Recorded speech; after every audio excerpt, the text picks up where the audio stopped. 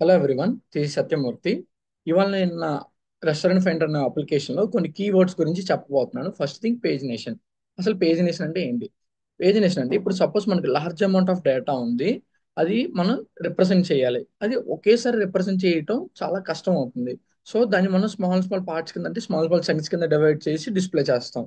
అలాగంటే ఇప్పుడు సపోజ్ నాకు ఇక్కడ ఒక బిర్యానీ కావాలని చెప్పి నేను సెర్చ్ చేస్తే ఇక్కడ మనకి బిర్యానీకి సంబంధించిన రెస్టారెంట్స్ చాలా ఉంటాయి. సో ఇక్కడ చూడొచ్చు మనం. కానీ నాకు ఈ పేజ్ లో ఓన్లీ 6 రెస్టారెంట్స్ వరకు డిస్ప్లే అవుతుంది. ఎందుకు నేను ఇలా చెప్పాను? ఓన్లీ నాకు 6 రెస్టారెంట్స్ వరకు డిస్ప్లే చేయి ఈ పేజ్ లో అని. రిమైనింగ్ అలాగా ప్రతి పేజ్ లో సిక్స్ సిక్స్ సిక్స్ సిక్స్ ఎలా డివైడ్ చేసి ఉంటది. ఇలా ప్రతి పేజ్ లో సిక్స్ సిక్స్ రెస్టారెంట్స్ ఉంటాయి మనకి. ఈ పేజ్ నేషన్ అనేది నేను నా కోడ్ అలా ఇంప్లిమెంట్ చేశానంటే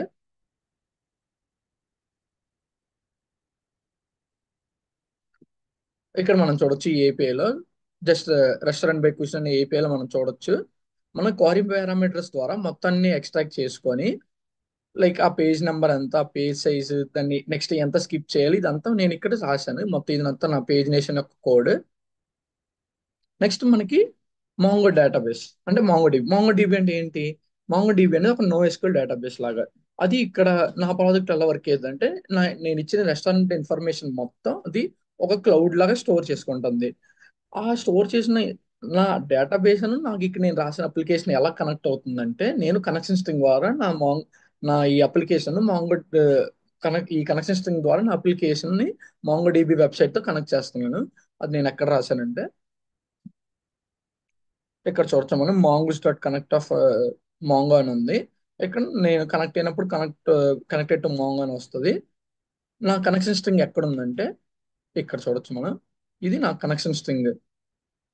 దీని ద్వారానే నేను నా అప్లికేషన్ ఇది మొత్తం కనెక్ట్ అయి ఉంది. ఇదే నా మొత్తం అప్లికేషన్ కనెక్ట్ అయి ఉంది. అండ్ అసలు ఇప్పుడు నేను ఈవెంట్స్ అంటే ఏంటో చెప్పబోతున్నాను. ఈవెంట్స్ అంటే ఏంటి? ఈవెంట్స్ అంటే సపోజ్ మనం ఒక బటన్ క్లిక్ చేసాం కదా. సపోజ్ ఇక్కడ మనం చూడొచ్చు బిర్యానీ అని టైప్ చేసి సెర్చ్ నొక్కిన వెంటనే బిర్యానీకి సంబంధించిన యొక్క రెస్టారెంట్స్ అన్ని మనకి ఇక్కడ డిస్ప్లే అవుతుంది. లైక్ ఒక ట్రిగర్ లాగా ఒక ట్రిగర్ అయింది. నేను ఇక్కడ సెర్చ్ ఈ బటన్ చేయగానే ఒక ఈవెంట్ అనేది నాకు ట్రిగర్ అయింది. నాకు ఇప్పుడు బిర్యానీకి సంబంధించిన రెస్టారెంట్స్ అన్ని నాకు ఇక్కడ డిస్ప్లే అవుతుంది. దీన్ని ఈవెంట్ అంటాం. లైక్ ఒక బటన్ ప్రెస్ చేసినప్పుడు ఒక యాక్షన్ ట్రిగర్ అయితే దాన్ని మనం ఈవెంట్ అంటాం. నెక్స్ట్, ఈవెంట్ లూప్ అంటే ఏంటి? ఈవెంట్ లూప్ అనేది మనకి జావా స్క్రిప్ట్ లో ఎసింక్రోనస్ ఫంక్షన్ ని స్మూతింగ్ కోసం వాడతాం. మనకి basically two types of functions ఉంటాయి: సింక్రోనస్, ఎసింక్రోనస్. సింక్రోనస్ అంటే బ్లాకింగ్ ఫంక్షన్స్. వీటన్నిటిని మనం కాల్ స్టాక్ లో పెడతాం. ఎసింక్రోనస్ అన్నిటిని నాన్ బ్లాకింగ్ అంటాం. వీటిని కాల్ క్యూ లో పెట్టుకుంటాం.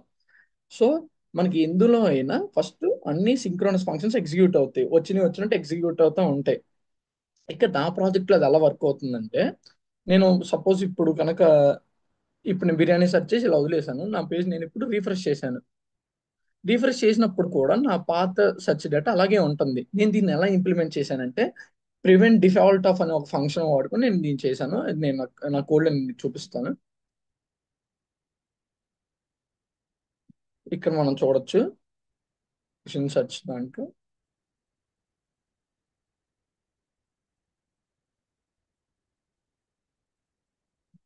ఇక్కడ చూడొచ్చు మనం ప్రివెంట్ డిఫాల్ట్ అని. దీని ద్వారా మనం ఒకవేళ పేజ్ రీఫ్రెష్ చేసినా కూడా పాత డేటానే ఉంటుంది. అండ్ నెక్స్ట్ వచ్చేసరికి application life cycle. Application life cycle basically మనకి త్రీ త్రీ త్రీ స్టేజెస్ ఉంటాయి: మౌంటింగ్, రన్నింగ్, అన్మౌంట్. మౌంటింగ్ అంటే సపోజ్ ఇప్పుడు నేను ఇక్కడ ఈ ఫైన్ రెస్టారెంట్ చేయాలంటే ఫస్ట్ నేను వచ్చిన లొకేషన్ అనేది ఎనేబుల్ చేసుకోవాలి.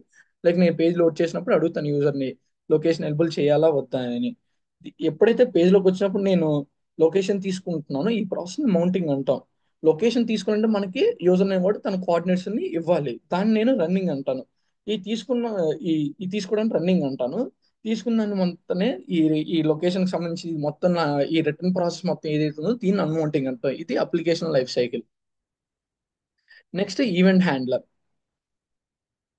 ఈవెంట్ హ్యాండ్లర్ అంటే ఏంటంటే, లైక్ ఇప్పుడు నేను ఇక్కడ ఏదన్నా ఇన్పుట్ నేను పిజ్జా పిజ్జా అని ఇచ్చి సెర్చ్ చేసినప్పుడు,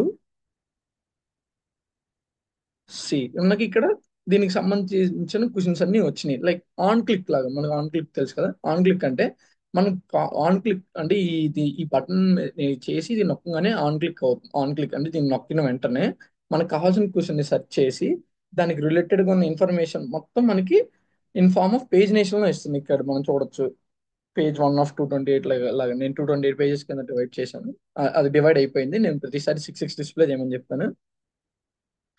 నెక్స్ట్ నెక్స్ట్ కాన్సెప్ట్ ఏంటంటే హుక్స్ లో మనకి బేసికల్లీ టూ పార్ట్స్ ఉంటుంది. యూస్టెట్, యూస్ ఎఫెక్ట్. లైక్ మనకి యూస్టెట్ అనేది ఎలా ఉంటదంటే, ఇప్పుడు ఆ, నేను ఇక్కడ పేజ్ నేషన్ చేశాను కదా. ఇప్పుడు నా పేజ్ నేషన్ మొత్తం నా యూస్టెట్ అనేది స్టోర్ చేసుకొని ఉంటది. అలాగే యూస్ ఎఫెక్ట్ అంటే ఏంటంటే, ఎప్పుడైతే నేను నెక్స్ట్ పేజ్ కానీ ఎప్పుడైనా వెళ్ళినప్పుడు ఈ కొత్త డేటా ఏదైతే ఫెచ్ చేస్తుందో ఇది మొత్తం యూస్ ఎఫెక్ట్ చేస్తుంది.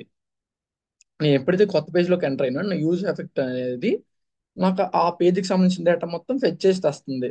అలాగే మనం ఏదైనా క్వరీ సెర్చ్ చేయడం, ఇది మొత్తం మనకి యూజ్ స్టేట్ కింద వచ్చింది. ఆ సెర్చ్ చేసిన క్వరీ యొక్క రిజల్ట్స్ ఇవ్వటం యూజ్ ఎఫెక్ట్. ఇనిషియల్ గా మనకి లోడింగ్ స్టేట్ అనేది ఫాల్స్ లో ఉంటది. మనం ఎప్పుడైతే సెర్చ్ చేస్తున్నాం అప్పుడు లోడింగ్ స్టేట్ అనేది ట్రూ లో ఉంటది. అది నా కోడ్ లో నేను ఎక్కడ ఇంప్లిమెంట్ చేశానంటే,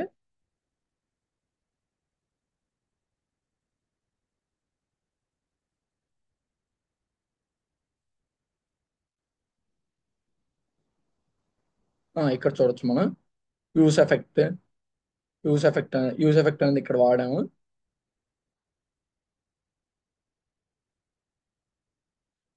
ఇక్కడ చూడొచ్చు నేను యూస్ ఎఫెక్ట్, యూస్ స్టేట్ ఇవన్నీ కాల్ బ్యాక్ అన్నిటిని నేను ఇంపోర్ట్ చేసుకొని తెచ్చుకున్నాను. నా యూస్ ఎఫెక్ట్ యొక్క మొత్తం ఫంక్షనాలిటీ ఇక్కడ రాసుకున్నాను. యూస్ ఎఫెక్ట్ ఇదంతా ఇదంతా యూస్ ఎఫెక్ట్ యొక్క కోడే. నెక్స్ట్ నెక్స్ట్ టాపిక్ వచ్చేసరికి కాల్ బ్యాక్. కాల్ బ్యాక్ అంటే మన ఒక ఫంక్షన్ ని ఇంకొక మెయిన్ ఫంక్షన్ కి పారామీటర్ లాగా పంపిస్తాం. దాన్ని మనం కాల్ బ్యాక్ అంటాం. లైక్ ఇప్పుడు మనం నేను ఇక్కడ టెక్స్ట్ బేస్ సెర్చ్ కాకుండా ఇమేజ్ బేస్ సెర్చ్ ఒకవేళ ఆన్ చేసినప్పుడు నేను ఇక్కడ ఇమేజ్ ఇస్తాను. నేను ఇమేజ్ ఇచ్చిన వెంటనే నాకు ఇమేజ్ తాలూకు రెస్టారెంట్స్ అన్ని డిస్ప్లే అవుతాయి. ఇప్పుడు నేను అప్లోడ్ చేసిన ఇమేజ్ అన్ని ఒక ఫోల్డర్ స్టోర్ చేసుకుంటది. పెట్టిన వెంటనే నాకు ఆ ఫోల్డర్ లో నుంచి నేను ఎప్పుడైతే ఇమేజ్ అప్లోడ్ చేస్తానో వెంటనే ఒక ఫంక్షన్ ఎగ్జిక్యూట్ అయ్యింది. సో ఇది నా కోడ్ లో నేను ఎలా ఇంప్లిమెంట్ చేశానంటే,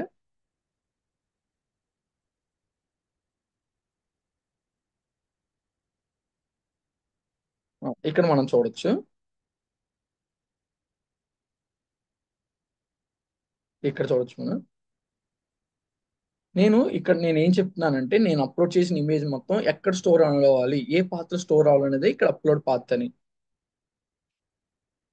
అంటే ఇమేజ్ అనేది ఎక్కడ అప్లోడ్ చేయాలనేది నేను పాత్ ఇస్తున్నాను ఇక్కడ. ఇక్కడ మనం ఇక్కడ అప్లోడ్స్ లో చూసుకోవచ్చు. నేను ఇంతకుముందు ప్రీవియస్ గా ఇమేజ్ బేస్ సర్చింగ్ టెస్ట్ చేసినప్పుడు నేను అప్పుడు అప్లోడ్ చేసిన ఇమేజెస్ అన్ని ఇక్కడ అప్లోడ్స్ లో స్టోర్ అయి ఉన్నాయి. లైక్ ఈ పాత్ లో, అంటే ఈ అప్లోడ్ పాత్ లో ఇక్కడ అప్లోడ్ పాత్ ఈ ఫైల్లోకి మనకు సేవ్ అవుతున్న ఇమేజెస్ అన్ని తీసుకెళ్ళి. నెక్స్ట్ వచ్చేసి నెక్స్ట్ మనకి రిజిస్టర్. రిజిస్టర్ అంటే ఏంటంటే ఒక ఫంక్షన్, ఒక ఈవెంట్ కి ఒక ఫంక్షన్ అటాచ్ చేయడం. సో అది అప్పుడైతే ఆ ఈవెంట్ ఎప్పుడైతే రన్ అయితే ఆ ఫంక్షన్ ఎగ్జిక్యూట్ అయింది. లైక్ ఇప్పుడు ఏదైనా మనకి ఒక నిమిషం.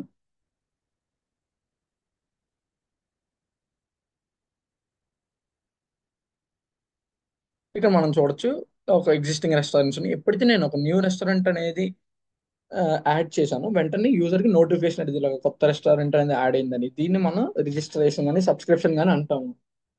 అన్రిజిస్టర్ అంటే ప్రీవియస్ గా ఏదైతే రిజిస్టర్ చేశానో దాన్ని రిమూవ్ చేయడాన్ని అన్రిజిస్టర్ అంటాము. సో అన్రిజిస్టర్ చేయడం వల్ల ఏమైందంటే ప్రీవియస్ యొక్క అంతకుముందు ఎలాంటి న్యూ అప్డేట్స్ కూడా మనం రిసీవ్ చేసుకోము. దీన్ని మనం అన్రిజిస్టర్ అంటాం. నెక్స్ట్ వచ్చేసి హైయర్ ఆర్డర్ ఫంక్షన్. జే హైయర్ ఆర్డర్ ఫంక్షన్ అంటే జేఎస్ లో ఒక ఫంక్షన్ ని ఇంకో ఫంక్షన్ పారామీటర్ లాగా పంపిస్తాం. Like map. ఇలా ఇప్పుడు ఒక నిమిషం నేను అది నా కోడ్ అలా ఇంప్లిమెంట్ చేశాను చూపిస్తాను.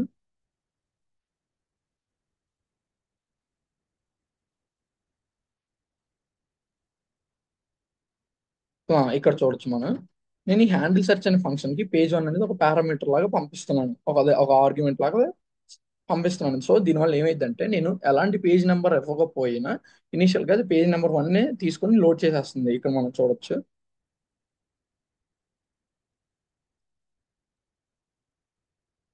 సి నేను అసలు ఒకవేళ నేను ఏం ఇవ్వకపోతే డిఫాల్ట్ గా అది ఈ పేజ్ నెంబర్ తీసేసుకుంటది. ఇప్పుడు మనం ఏదైనా సెర్చ్ చేసిన వెంటనే డిఫాల్ట్ గా మనకి పేజ్ నెంబర్ 1 నుంచి డిస్ప్లే చేస్తూ ఉంటది ఈ పేజ్ నేషన్ లో. దీన్ని మనం హైయర్ ఆర్డర్ ఫంక్షన్ అంటాం. లైక్ ఇంకా లాస్ట్ టాపిక్ ఏంటంటే ఆన్ సక్సెస్ ఆన్ ఫెయిల్యూర్. ఈ రెండు చాలా కీ కాన్సెప్ట్. లైక్ నా అప్లికేషన్ ప్రాపర్గా ఎగ్జిక్యూట్ అవ్వకపోతే ఏమవుద్ది, ఎగ్జిక్యూట్ అయితే ఏం చేస్తుంది, ఇది మొత్తం మనకి కాల్ బ్యాక్ ఫంక్షన్ ద్వారా ఎర్రర్ హ్యాండ్లింగ్ ఈజీగా చేస్తాం మనం.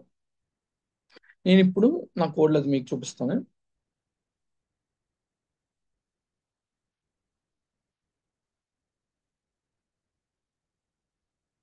ఇక్కడ చూసుకోవచ్చు ఇది చూడొచ్చు మనం. ఈ రెస్పాన్స్ అనేది ఒకవేళ కరెక్ట్ గా లోడ్ అయితే ఏం చేయాలో ఇక్కడ చెప్తున్నాం సక్సెస్ అయితే. అదే ఒకవేళ ఏదైనా ఫెయిల్ అయితే అది క్యాచ్ బ్లాక్ లో రాస్తాను. ట్రై క్యాచ్ ద్వారా నేను ఈ success on success on failure అనేది ఎగ్జిక్యూట్ చేస్తున్నాను.